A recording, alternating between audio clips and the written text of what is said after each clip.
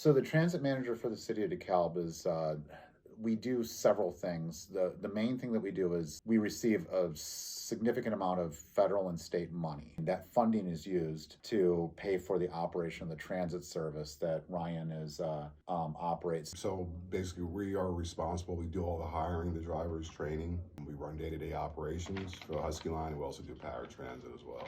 We also maintain all the buses. Maintenance is all through Transdev.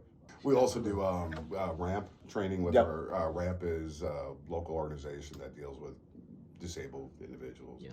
They come out twice a year, do sensitivity training with our drivers. It's part of Transdev's training class, sensitivity training for people with disabilities. So it's something we take very seriously. So you've got NIU property, you got city property. So how do we work together to identify signage locations where this is where a certain bus would line up?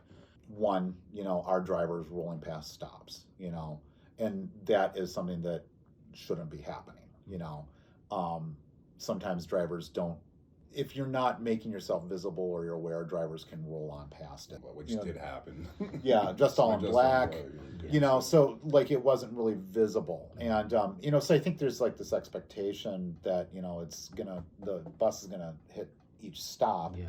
Here's the thing though, is that each one of those bus routes oftentimes will have, 40 to 50 stops in an hour. So if they stop at every stop when there's no one there and hold it each time, now they're behind. Yeah. Our ridership, first year we did as a system, it was very big numbers. COVID hit, ridership fell significantly.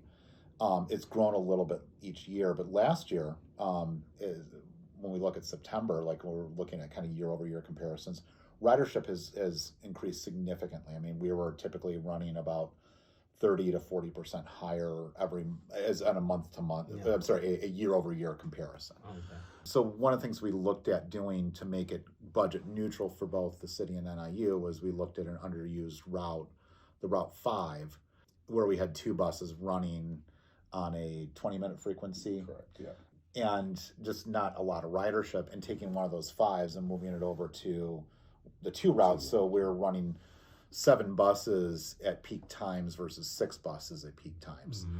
We do this regular monthly call with NIU administration. There used to be student representation, but that's one thing I know that the student affairs folks are working with from their end to bring feedback to us.